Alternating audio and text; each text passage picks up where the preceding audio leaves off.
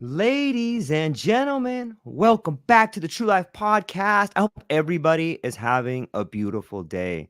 I hope everybody gets to hear the birds singing and gets to see the sun shining and realize that we're all sort of a work in progress, which is a wonderful transition into my guest today, the one and only Dr. Abbie Maroño, a pioneer in the delicate art of decoding human behavior, a social engineer with the deftness to map not just networks, but the intricate pathways of the human mind. As both a scientist and practitioner, she's carved out a space where psychology meets influence, using her knowledge to navigate and empower the social landscape with precision. But perhaps Dr. Morono's greatest feat isn't just in teaching us how to read others, it's in how she turns the mirror inward, urging us to confront the discomfort we often run from.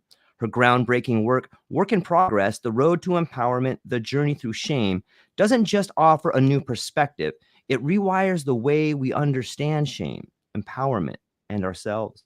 In a world that seeks to bulletproof its emotions, she reminds us that our vulnerability is not a weakness, but the key to unlocking authenticity. With a resume recognized by the US State Department, which placed her in the top 1% of her field internationally, Dr. Maroño brings a unique blend of scientific rigor and social insight. She's not just an observer of behavior, she's a master of influence and authenticity, engineering the delicate balance between the two. Today, we peel back the layers with a true architect of empowerment, one who doesn't just study human behavior, but builds bridges with it. Dr. Maroño, thank you for being here today. How are you? Thank you so much for having me and for such a warm introduction. I'm good. How are you? I am fantastic. Thank you very much. The new book you got coming out, Work in Progress, you know, I think it marries nicely with your TED Talk, which may have been a Yeah. precursor to that. And you really get into the ideas of shame and authenticity. And maybe you could just give us a little bit of background on how you end up writing this book. Yep. So it was very unexpected in my line of work, especially as the kind of person I was known as. So I work in information security. I was a professor in the UK, professor of psychology, forensic psychology. Mm. My background has always been dark psychology. Ah, So if you look at my research, it's, what creates a cannibal, the life history of serial killers, counterterrorism. There's a lot of really dark psych in there. I loved it. My PhD was in information elicitation, and I was funded by CREST, so Center for Research and Evidence and Security Threats. So I've always been on the security side, and always, when I would submit an ethics application, everybody would sweat. They're like, God, what is she going to be looking at? And I loved it. I was never into positive psych, and I'd always joke mm. with them and say, like, oh, you weak guys over there hugging each other while I'm looking at the criminal mind. And I was always, brought up in the way that no one is going to come and save you from your issues. Mm. My dad always taught me, if you're on the ground, get up. If you fall down, get up. No one is going to reach out their hand, just get up. Right. And I always kind of went on with that mentality. And I was just known very tough love, very dark psych. And I was, like I said, a professor in psychology. And I eventually moved over to the US and moved into the private sector. Started again working in information security, but more on the practical side of things. Still very tough love. And I got involved I trained Secret Service, trained FBI, trained Homeland Security through ICAC, which is the Internet Crimes Against Children. So Mm. again, these industries that are very stoic and very security focused, and you kind of have to have this really hard outer shell. And then all of a sudden, I just released this book into self-help, and I started more publicly doing volunteering with the Innocent Lives Foundation. And when I released the book, everybody was like, oh, I can't wait to read this book about nonverbals and information elicitation. I'm going to train my agents with it. And I was like, you probably want to read the title and read the description before you make that decision. And the deciding factor for me was, it's a long story how I really got to that Right. point, but ultimately I was holding myself back in my career. I didn't want to do things publicly. I didn't want to do the TED Talk. Right. I had done a talk prior to the TED Talk, which was my first kind of personal talk. And before those, I was really hesitant to let anybody know who I was. I was known as the company Rottweiler, the uni Rottweiler, and I was just not someone you could relate to in terms of vulnerability, because it just was very stoic and very, again, tough love. And it was all from a place of, I was so scared of people finding out that actually I was really soft underneath. And actually I had gone through a lot of really difficult traumas, and I'd had a lot of really tough struggles in my life and made a lot of mistakes that I was so deeply ashamed of, that I just hated the person that I was. So I was like, this is a persona that I want to put across, and I'm going to hide every aspect of myself behind this persona. And that was that tough, cold, hardworking person. And after a certain point where you're just living the life of someone else, it wears you down. And I was not sleeping because I was worried someone would find out I was a fraud every single day. And I couldn't do it anymore. And there was a point that I just decided that's enough. I can't be who I'm not anymore. I just have to be who I am. And then I decided to be open about my experiences. And there was a student that I was trying to relate to. She had gone through some really tough times. And I had said to her, I understand. And she said, what do you know? You look like someone that's never been through anything. You look like someone that's had everything given to them. And it just shook me. It shook me completely, because I've never had anything given to me. I fought for everything that I've had, and I have not had an easy life. But I realized, of course, people are going to assume that. I created this persona, and I'm trying to help people. But why on earth would they feel comfortable with me? And why on earth should they listen to me when I say, be honest with yourself and heal this and heal that, if I'm not doing the work too? So I realized I have to change. I have to be more open. And then everything really changed for me from that point. Man, that makes me think of so many questions. Do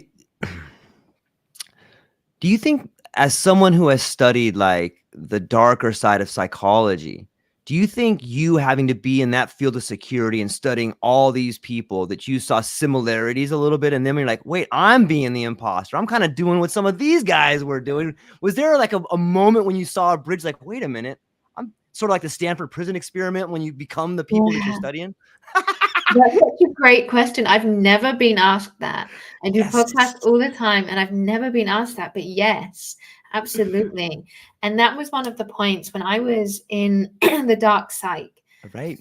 Because I was doing such heavy work in it, and I had started doing research when I was 19. So I'd started very young. I was publishing very young. I was working with Joe Navarro at that point, who was an ex-FBI agent, world-leading expert nonverbals. And I was also working with some criminal profilers to access this really great data. So I was doing this really deep depth dive into some really dark stuff.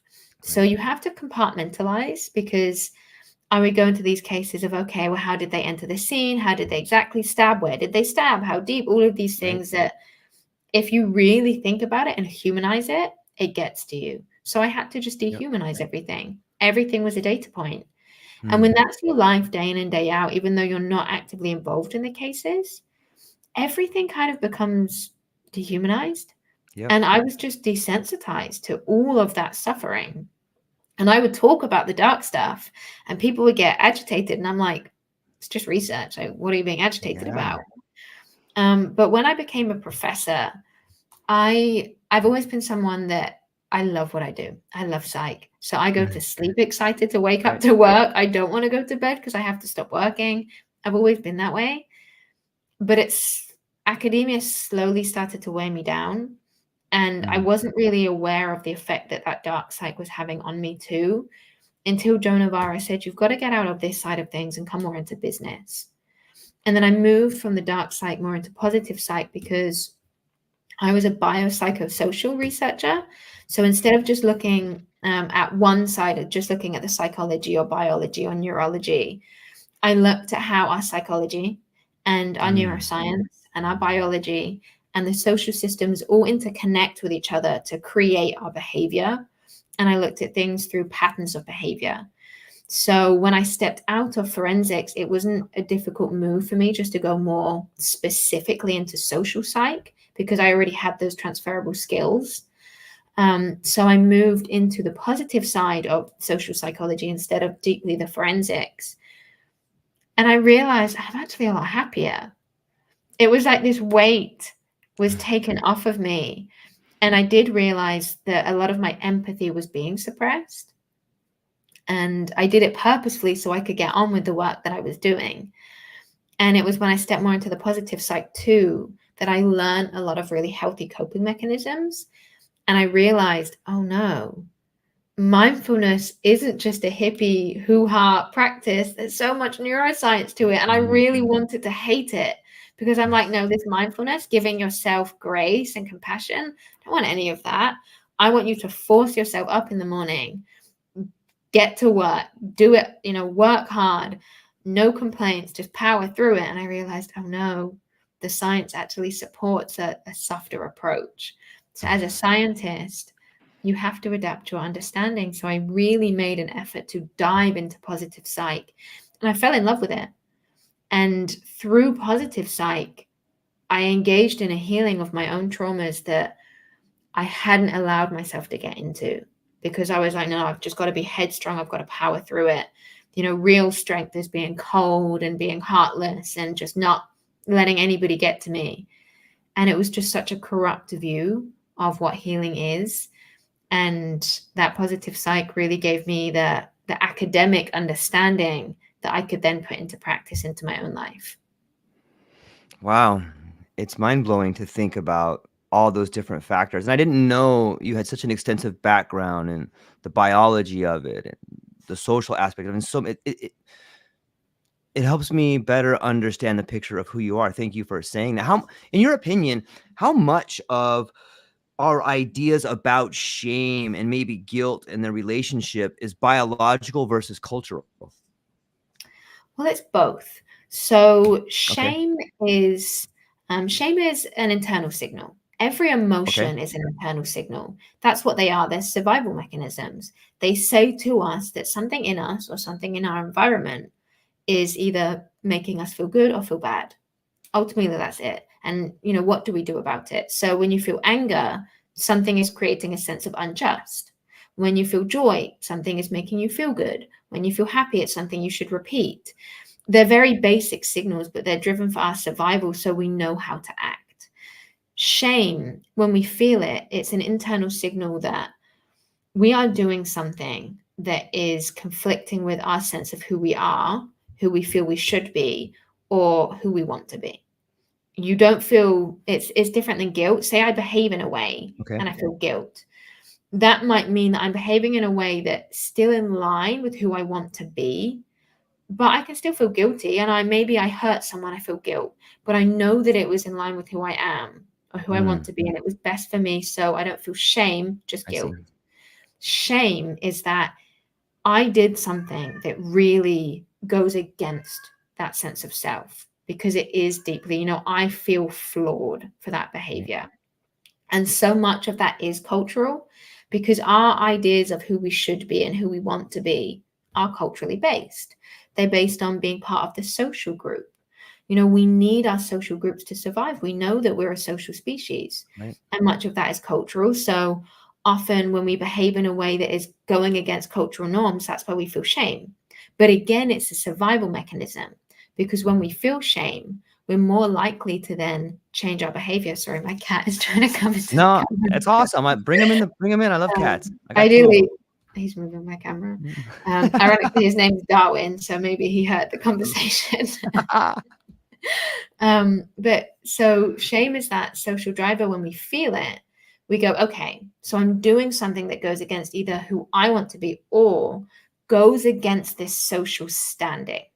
So if I correct it, I can then get back into the social group in the way that I need. So it really is a survival mechanism. So ultimately, it isn't actually a negative thing, but it feels like a negative thing, because it's actually helping us stay as who we are and ultimately stay within our social groups. But it tells us, It tells us. So I'm so sorry they Neither. opened my It's door. no problem. But it reflects that, okay, well, I'm doing something going against my sense of self, and that doesn't feel nice. It doesn't feel nice to go, I'm not behaving in a way that I want to, because we then have to think about, well, why am I doing that?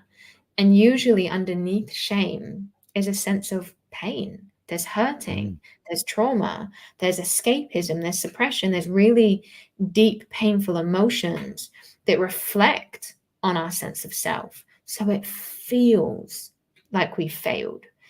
And what happens, and this is where we change from positive shame to negative shame, Okay. is what happens is, in sense of going, this behavior is bad, this behavior is shameful, we turn it to, I am bad, I am shameful. And when we do that, and I say we take our emotions too personally, when we take our emotions personally and we say they tell us something about who we are as a person instead of what we are doing in that situation, it makes us feel like we're flawed. I'm not angry, I'm an angry person. I'm not scared, I'm a weak person. It's not that I feel fearful, it's that I'm weak. I don't feel shame, I am flawed. And when we feel that we are flawed, it makes us feel like, well, what's the point changing? And what's the point growing? And what's the point even trying? Because I am flawed inside. So that's where it becomes negative. When we stop thinking of it as a signal and start thinking of it as a reflection of who we are and who we can be. It makes a lot of sense. I know for me, I struggled with the definitions and the understanding of the relationship between guilt and shame. So thank you for Yeah. helping me see it in a better way. I think that's something people can learn from. I know I can. Shame seems like a double-edged sword, especially with your background. Like I can only imagine the power of shame, or like if you're analyzing someone who may have been on the dark side, like shame is probably used against a weapon against them for a long period of time, or maybe someone that's questioning them, maybe you turn that, it's like kind of a double-edged sword, right? It can be wielded either way. Absolutely. Yes. And this is where a lot of cults come in. So the methodology to keep someone in a Let's cult talk is largely about that. shame. Yeah. Because it is that deep reflection of Yeah, ourselves. And whether it's right. good or bad, the feeling of shame is always a negative one. Shame under no circumstances feels good. And that's what I want to get across. But the goal of shame is to get us to change. Does change feel good? Absolutely Right. not. Change is uncomfortable. And when that change comes from, because I Right. did something bad, you've got all those other emotions connected to it. Embarrassment. You've got that, okay, I'm angry, I'm hurt, I have grief, all of these things that drove that behavior that is causing us shame. If we want to address that shame, we've got to address what drove that behavior. So it does not feel good under any circumstances. Yeah. But when we listen to it and say, okay, this feels horrible, but let me dive into it. Let me figure out why I'm doing it. It can be used as a force for good, because now we can start changing our behavior. But again, it doesn't feel good. It's just to get to that point where we can be better, where we can be kinder. But we can also use it to control people. So it can be used as that motivating factor of, okay, I want better for myself. I want to grow. I don't want to do this anymore. Let me listen to what my shame is telling me. Let me be better. But if you know someone is struggling with XYZ, if you make them feel shame about those things, you can really make them feel flawed as a human. And when someone feels flawed as a human, they are vulnerable. So let me take away their sense of self and let me put in who I feel that they should be. And let me make them feel flawed of character. Let me make them feel flawed as who they are. Tell them, if you do these things, you're going to feel good. You're going to be worth something. And this is what a lot of abusive relationships do. Yep. Same cult, abusive relationships, they make you feel flawed, and then they give you something that makes you feel a little bit better. They keep you in that negative, insecure pain cycle, so you don't feel like you're worth getting out of it.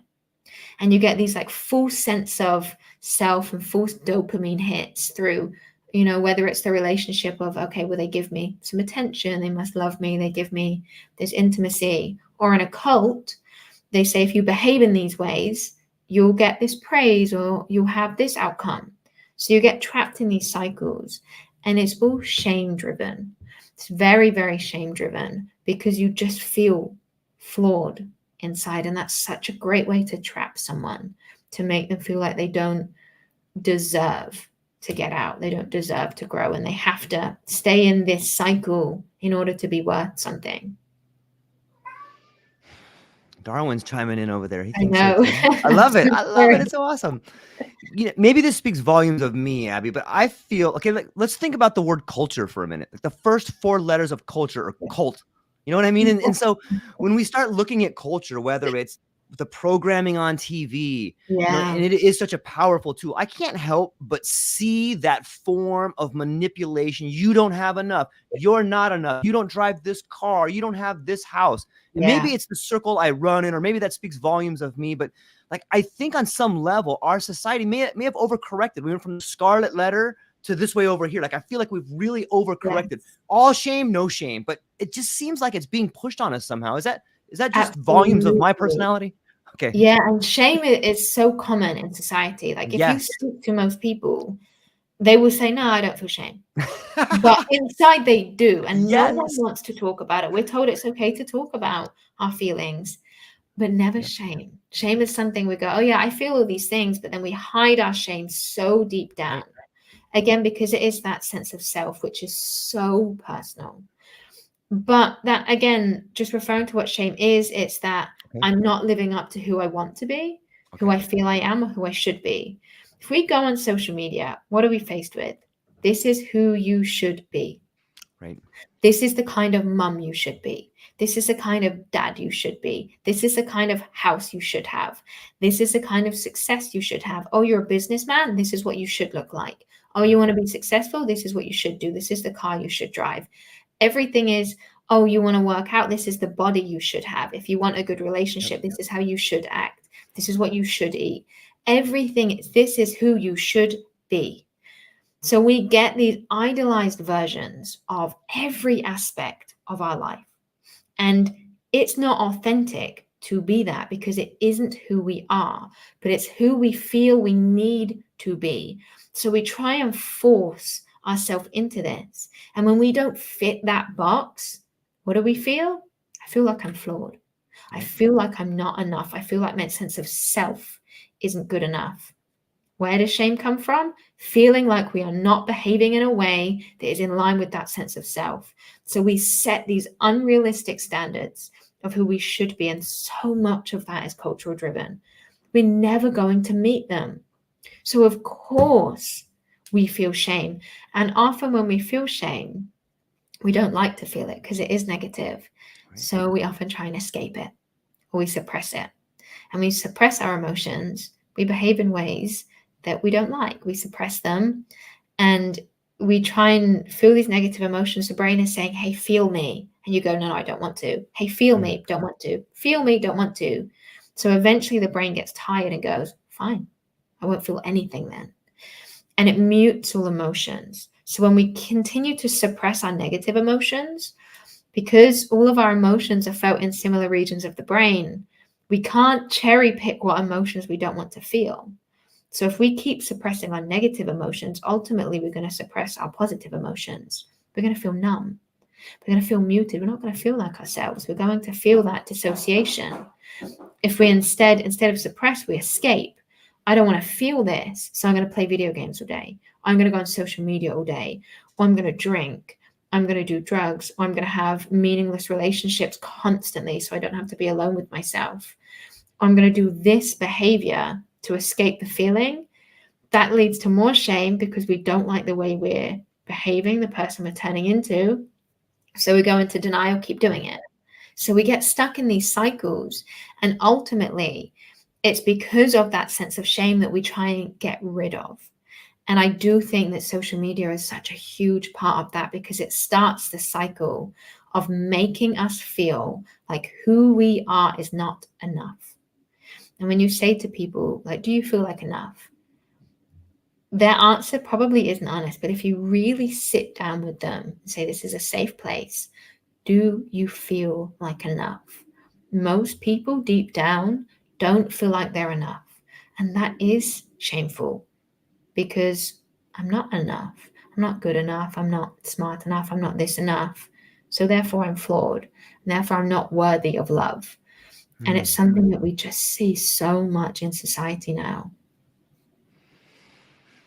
Yeah, how can you have a flourishing society if everybody is constantly second guessing who they are and if they're enough, right? That sounds like a Exactly. recipe for disaster.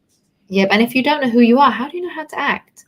Because when I make a decision of how to Yeah. act, I go, does this reflect what I want to create for myself? Does this reflect the person I feel like I am or who I want to be? If I don't know who I am because I'm denying all of my emotions and I don't want to feel my feelings, how do I know how to act? And that's again what really creates that cycle, because we behave in ways that aren't in line with who we want to be because we don't know who we want to be. So we get trapped in this and we feel that negative emotion for the behavior. So we keep doing the behavior. I remember speaking to an individual who was a recovering alcoholic, and it was for this nonprofit work that I was doing. And I spoke to him and I said, what was the deciding factor for you to change?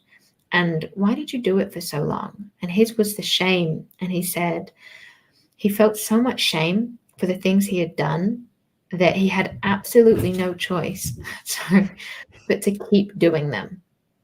Because he said when he stopped, he felt the consequences of his actions and he felt the deep shame. So he had to keep doing them because he had to escape that feeling. But the more he did them, the more negative he felt. So he said it just piled up and piled up and piled up, that the only way out that he saw was just to keep staying in this world of bad behavior. But eventually he got to that point where it was like he was so unhappy he was either going to kill himself or something huge had to change.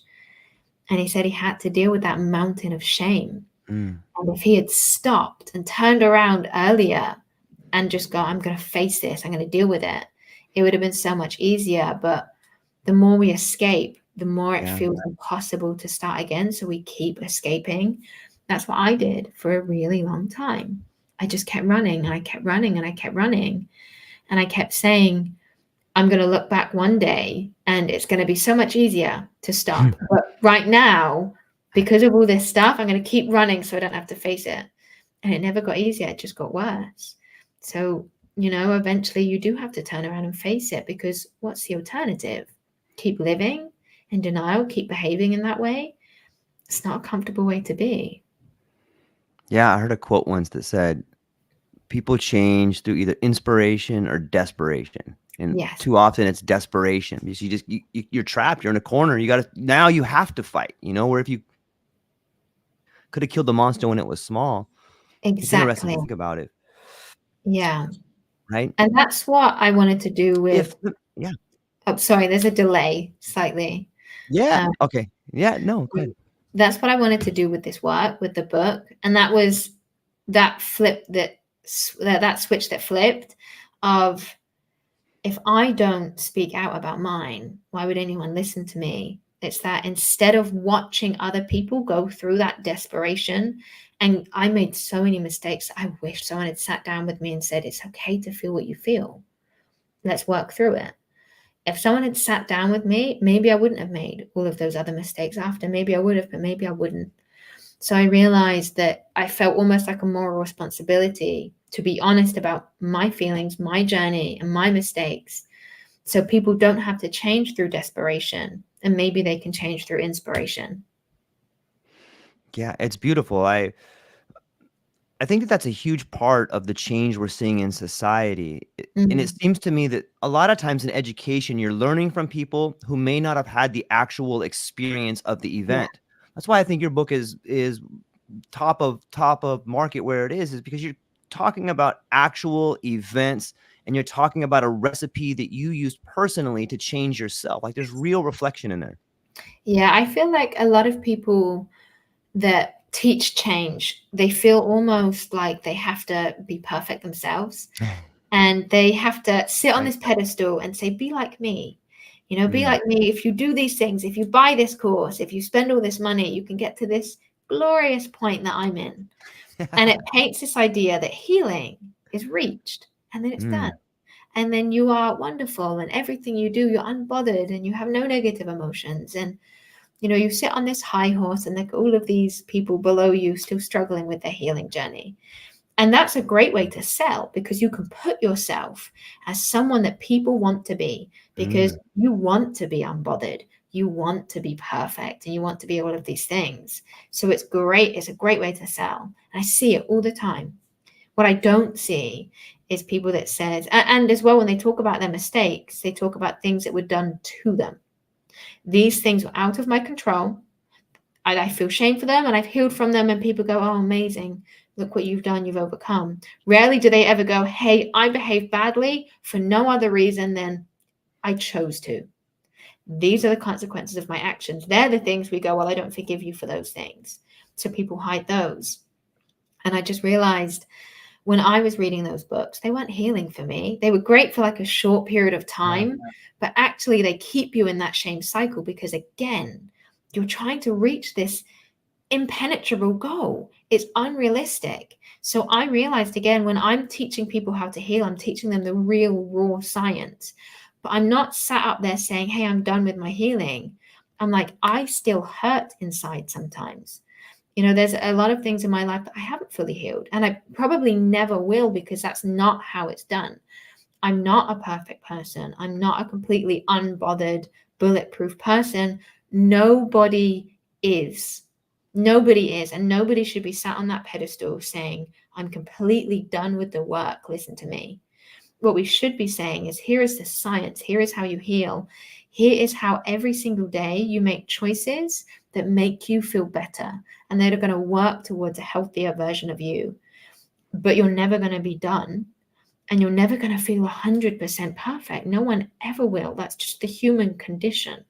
The human condition is our emotions overwhelm us. They do sometimes. To say you're going to get rid of all of these negative feelings forever is just so unrealistic. It's about self-acceptance and self-understanding, and that is really it. I always say that empowerment for me is, you can't use me against me. I understand myself so deeply that I make choices in line with my moral compass, and I accept myself. Doesn't mean I think I'm perfect, doesn't mean that every behavior I do is perfect, but it means I accept them, and I recognize that I might not be perfect and there's areas for change. But if you reflect my behavior back to me, you can't hurt me with me. You can't hurt me with reflections of me, because I accept it. And that's empowerment. It isn't this, I'm so perfect and bulletproof. It's not that at all. It's just acceptance and understanding of oneself. Yeah, it's well said. In your TED Talk, which I recommend everybody go and check out, you spoke very candidly about drugs when you were a teenager. And I see in our world today, a lot of doctors are prescribing different kinds of antidepressants, which are Yeah. probably just as, sometimes can be just as bad as street drugs. Yes. And I even talk a lot about psychedelics where I am, where people are helping each other. I'm curious to get maybe, I know that's kind of a broad shot out Yep. the back window, but maybe you could speak a little bit about that relationship between drugs and psyche, and where you see that today. Yep. Again, I've never been asked this question, but this is a great question. Yeah. So my opinion is science-based, but seemingly controversial. And Nice. the thing is, antidepressants don't work in the way that they're not a cure. Because if they were a Right. cure, you could take them, do a series of them, and then get off of them, and you're done. Right. That's what it would be, a treatment. You're done. They don't work in that way. Neither do antidepressant, and neither do anti-anxiety meds. They don't work in that way. So it's not like you have an infection, you take antibiotics, infection's gone. You have depression, you take antidepressants for a couple of weeks, depression's gone. Doesn't work that way, because depression is very, very complicated. There is a biological aspect to it, but there's also a psychological and a behavioral. And the thing is, I'm not against antidepressants. but I don't think that they should be pushed in the way that they should, because what happens is when we behave in behaviors that are not conducive to health, like we sleep in, and we know that waking up early and going to bed early is the best for mental health, because our circadian rhythms are in sync with sleep and wake cycles of the sun, basically. Yeah. So our cortisol is in line with the sunrise, sundown. So are our hormones, so are our neurotransmitters. That's just the way that we're built. So having a good schedule, eating a good diet, because our microbiome is deeply, deeply connected to our brain through various systems, including our immune system and our vagal nerve, our vagal system. So our diet absolutely affects our mental health. And given most of our serotonin is produced in the gut and not the brain. And then we also know exercise is a huge factor to not just physical health, but psychological health. We know that our social networks are a huge factor to our physical health and our social health, emotional health, mental health. So much so that the parts of our brain that process physical pain process social pain. That's why after heartbreak, you get heart tension. So all of these things, the way that we live, also our passion, do we feel that our job is fulfilling? That is so tied to our mental health. Do we feel that we belong to a social group, to a network, to anything tied to our mental health? So all of these things have an effect. So there is also a biological effect. There's a neurotransmitter effect.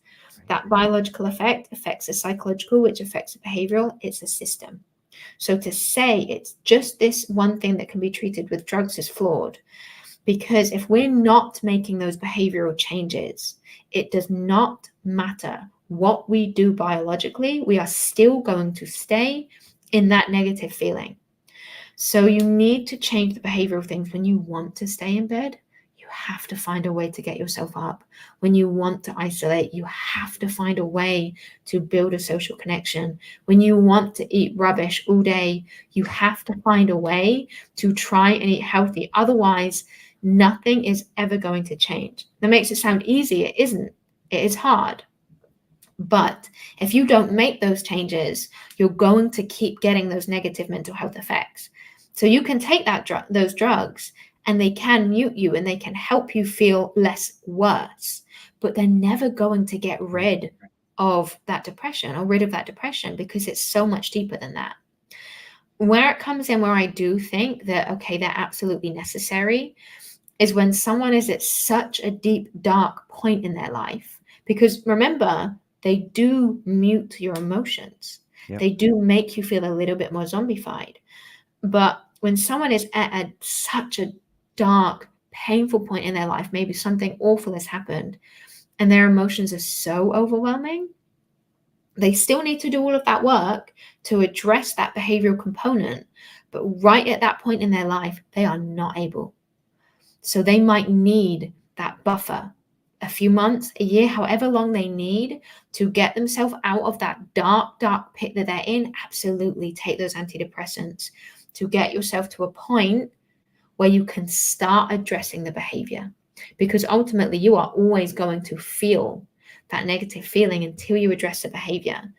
And addressing that behavior often, why do I do these things? It's because of childhood trauma I haven't dealt with, because of relationship issues or attachment issues, all of these things that are really, really painful, that drive our behaviors, we need to get to. But we're not always mentally strong enough to start doing that work. So if you really can't, I do think that's where antidepressants and anti-anxiety meds become a life-saving thing. But we're so quick to go to them. That's the issue. We're so quick. I feel this horrible feeling. Why can't I get out of bed? If I take this tablet, maybe I can start getting out of bed. We're not addressing the real issue. We're treating the symptoms, not the cause. And again, that's what antidepressants treat, the symptoms. That's what they are designed to do. Treat the symptoms. It's you that has to treat the cause, but sometimes treating the symptoms can be life-saving. You just have to decide whether that's right for you. And I just don't think that it's right for as many people as the people that go to it so quickly. Yeah, it's well said. I think that that whole idea not only addresses the idea of antidepressants, but I think what you said addresses the idea of addiction. So much Yeah, masking, like we don't really solve the problem, absolutely. and like that's part of the thing with shame. Like we see this Ariadne thread that's running through all of these emotions. And have you looked at the world of psychedelics, where I have some really cool people that I would love you to meet that have found a way to see or feel a different state of awareness? And I think that's similar in what you're in some of the through points in your book. Like you have to Yeah, find a way. Like you have to be aware of what this means. You have to be aware that maybe it's not your fault, or maybe you're aware you can't do it. And if you can see things without shame, then you can move past it instead of running from it. What is your yeah. have you looked into the psychedelic movement at all? Yes. So psychedelics are really great for healing, and they're very misunderstood. Agreed. And there's been a lot of really great research in recent years to show that psychedelics are so effective because they actually help us create new pathways. They are Yep. great for neuroplasticity, and neuroplasticity is everything we need to change behavior, to create new pathways, to grow, to undo patterns that keep us locked in habits. Neuroplasticity allows us to create new networks. Psychedelics, they enhance neuroplasticity. They allow us to grow and change in a really amazing way. And the thing with trauma, and the thing with really dark negative emotions and things like especially CPTSD and PTSD, Mm-hmm. is why it occurs is because the brain is trying to protect you. It's saying this bad thing happened, and you need to remember that this bad thing happened so you don't repeat it. So it keeps showing us this bad thing. And it's like, save yourself, save yourself. And you're like, okay, I get it. Like this bad thing happened. I don't need to keep being told about it. But the brain is going, no, I'm trying to help you. But it is actually hurting itself. So then it goes, uh-oh, we're having this really negative effect because of this thing that I'm doing to try and save you. What do we do? Well, we shut down the emotional regions because this is where it's coming from. So that's where that emotional blunting comes from. And that's often what suppression does, is it shuts down those regions of the brain. It's really hard to think them back on, to go, no, let me feel again. That's why often we can't cry. Trauma will happen and you go, why are they so cold? Do they not care? Why aren't they crying? Because the brain is saying you cannot feel anymore. And to go, let me cry is so hard. So what psychedelics can do that just thinking can't do in that same way, and not so quickly, is they can create activation in those regions of the brain that have turned themselves off to save you. That's why it's so important to do it too with the right intentions and a controlled, safe environment, because you are playing with your brain activity. That's what you're doing. You're playing with activation of your brain that you don't fully understand, that science doesn't 100% understand either. So to do that in a forest with some friends isn't the best way to do it.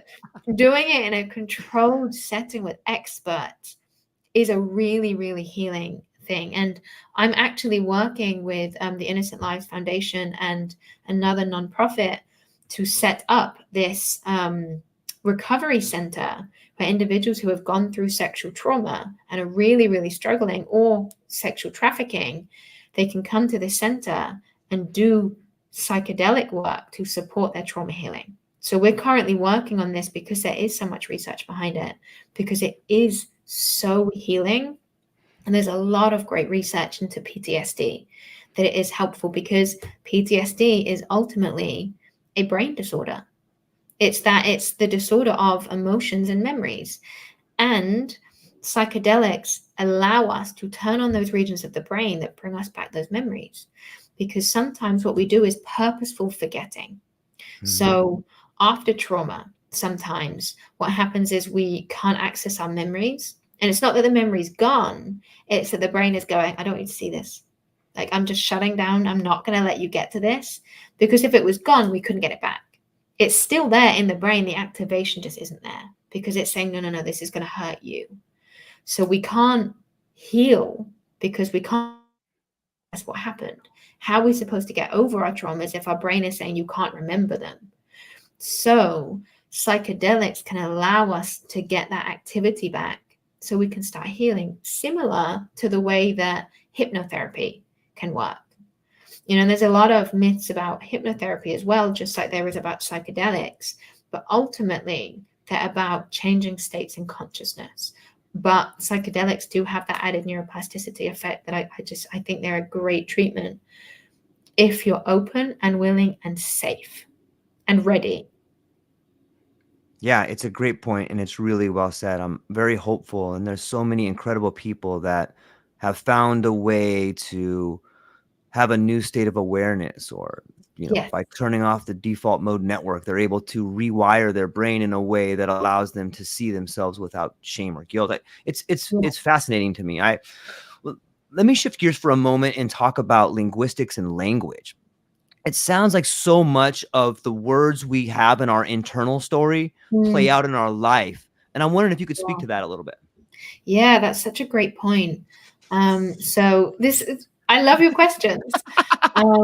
This is so great. I love these topics, and I don't get to talk about them enough because it's always like down one specific channel. But you're so right about self-talk. So the way we talk to ourselves is so important because it sets a precedent of how we then interact with the world, but it has a psychological and a biological effect. So if you're about to go to the gym and you go, I can't do this, I can't do this, I can't do this, what's happening is you're increasing your cortisol levels. Now, what does cortisol do to the body? Well, it creates muscle stiffness. It also blocks cognitive awareness. It blocks critical thinking. So if you're doing that before you go to a meeting or presentation, I can't do this, I can't do this, cognitively, you're less able to do it. If you do it before a physical thing, physically, you're less able because of that muscle effect. Instead, if you go, I got this, I can do this. Or if you catch yourself going, I can't, go, you know what? Maybe I won't bring my best to it, but I'm going to do my best. And maybe that isn't going to be my ultimate best, but it's my best right now. That's okay. And I deserve to have this workout. I deserve to have this meeting. Maybe it goes badly, but I'll learn something from it. What then happens is that cortisol effect reverses, and it actually has a really positive effect on the body. And when we talk to ourselves with kindness, it can activate our reward pathway. We get a little bit of a dopamine hit. And then what happens is we want to repeat it. So when we actively catch ourselves talking to ourselves negatively and go, no, I deserve kind words. And then we look in the mirror and go, you deserve this. You actually are worthy. And it might feel so unnatural, but we go, you are worthy. You are deserving. We're getting rid of that negative hormone effect. And we're increasing, even if it's just a little bit of dopamine.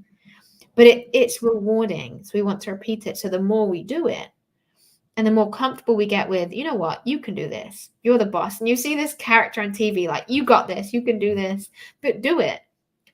Hype yourself up before a meeting, before a game, before whatever it is that you're about to do, because you will start to create that cycle of reward. You'll start to do it more. And then you won't be so self-limiting. And it does take a little bit of time to untrain those negative habits, but the way we speak to ourselves affects our hormonal response patterns, which then affects our behavior and our feelings towards ourselves. So start to break that cycle. And again, you're not going to go, you can do this, and then suddenly be like, wow, all of my insecurities are gone. I suddenly feel great. Of course not. It's a nudge in the right direction. But small moves in the right direction, when you look back, eventually you've come really far. But self-talk is a really, really key push for that. It's so true. And blending all of this together on some ways, in your TED Talk, you spoke about having to look at yourself in the mirror, and whether that's an actual thing you did, but I'm sure that you've done it multiple times, or whether it's something we just use as a figure of speech, or whether it's something you do on a psychedelic journey, like looking into the mirror and just staring at yourself for a while. And maybe you flirt with yourself, like, hey, George, you're looking pretty good today, or like, hey, man, you got some work you need to do, George. But really, it's such an incredible tool to use. And I would recommend people do that. Look in the mirror and have a conversation with yourself. Maybe you could talk looking in the mirror, whether virtually or verbally Yeah. or actually? Well, there's two things on that. Okay. One, the point where I decided that my shame was so overwhelming, it was physically looking in the mirror. I remember I was on this Right. trip, and it was when I was 16 years old, and I was away with an old friend, and I was coming out of a drug addiction, and I didn't realize I was addicted at that point. And I had been away for a couple days, and I was sweating, and I was being sick, and I was shaking. And I looked at myself in the mirror, and I'd been kicked out of my home, my dad's home, my mom's home. They didn't know I was living with a friend, kicked out of college. I was in bad relationships that had just ended, and all of these things had come to bear. And I was looking at myself in the mirror physically, and I didn't recognize the person looking back at me. And I looked at it, and I realized this person is going to die. And I'm 16 years old, and I'm addicted to drugs, and a lot of really serious drugs. And I just looked at this person, and I'm like, this isn't someone that I like looking at. And I said, that's enough. That's it. From that point, I never did those drugs again. And everything from that point changed because I physically hated the person looking back at me. Now, that wasn't my empowering moment. That was my overwhelming shame moment. My empowerment moment came many, many years later, and it was drips and drabs, and it was slow. There was no big empowering moment for me. But when it came to later on, in terms of speaking to myself nicely and healing, I've always been someone that's been very self-critical. And I learned it from my mum. Everything I did wasn't enough. She wanted me to be skinnier. She wanted me to be prettier. If I drank, I was a mess and a disappointment. If I didn't, I was a prude. If I studied, I was a nerd.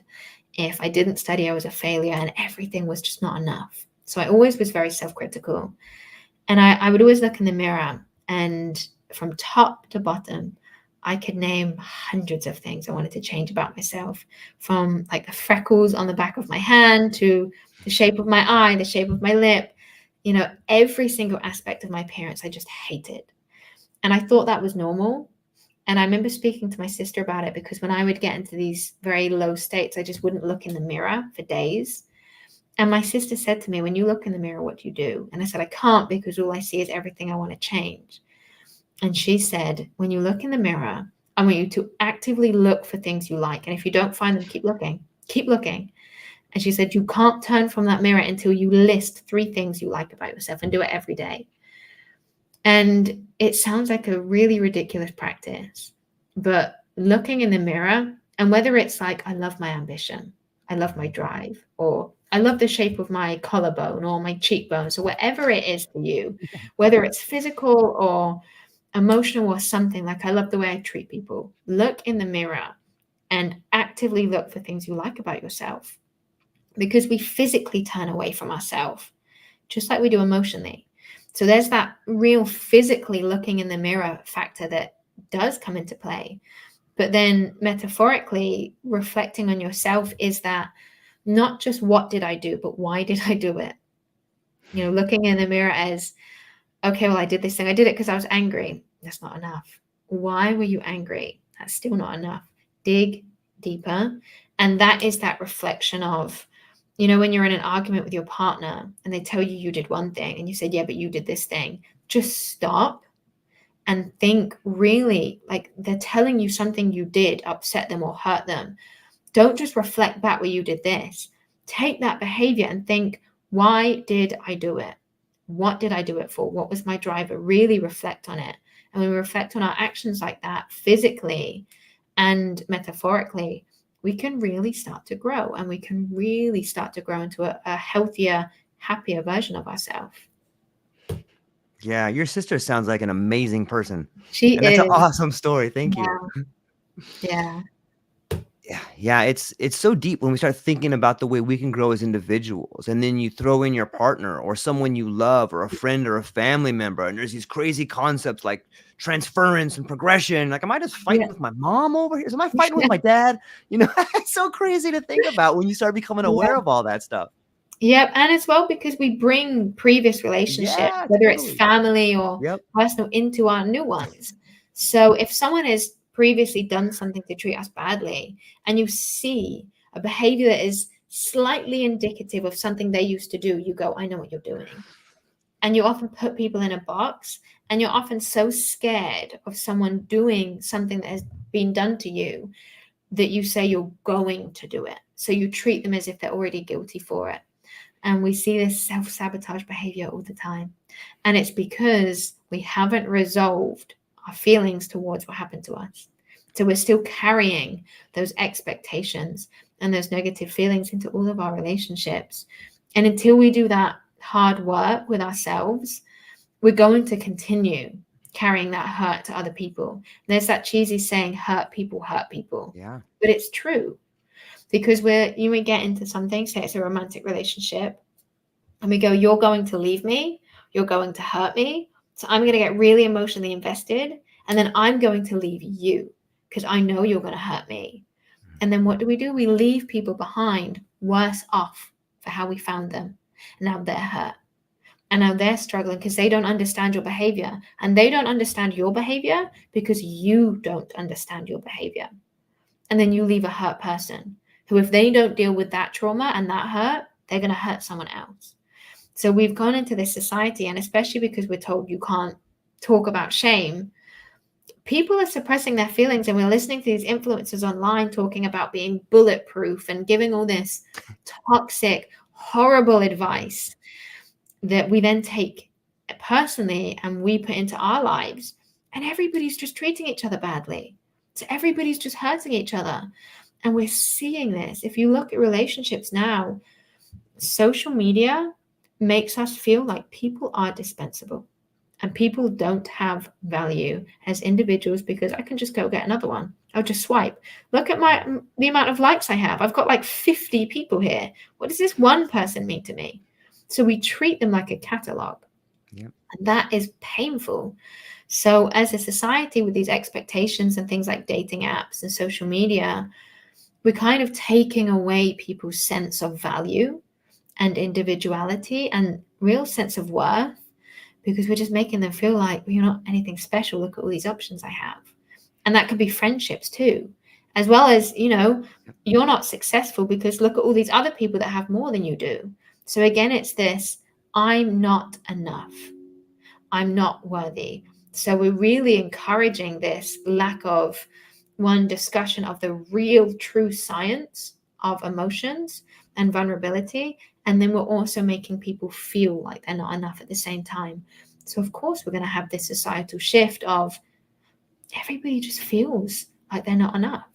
And until we start breaking that cycle, dealing with our emotions and being more vulnerable and honest and open, it's just going to keep getting worse.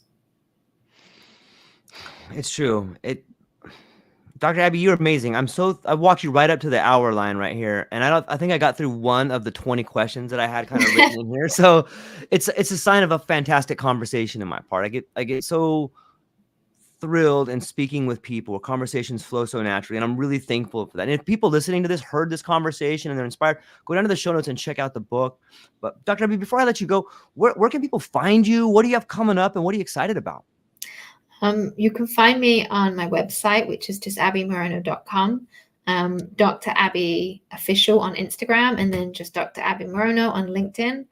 I am very excited I have 3 books coming out, 3 new books, 2 kids books, and all of the profits for the kids books for life will be permanently donated to the Innocent Lives Foundation. And they are for parents that want to teach their kids safety behaviors in a way that doesn't feel like teaching them safety behaviors. It's in fun stories, get them to model safety behaviors. Yeah. And then June of next year, I have a book coming out called The Upper Hand, which is an influence book.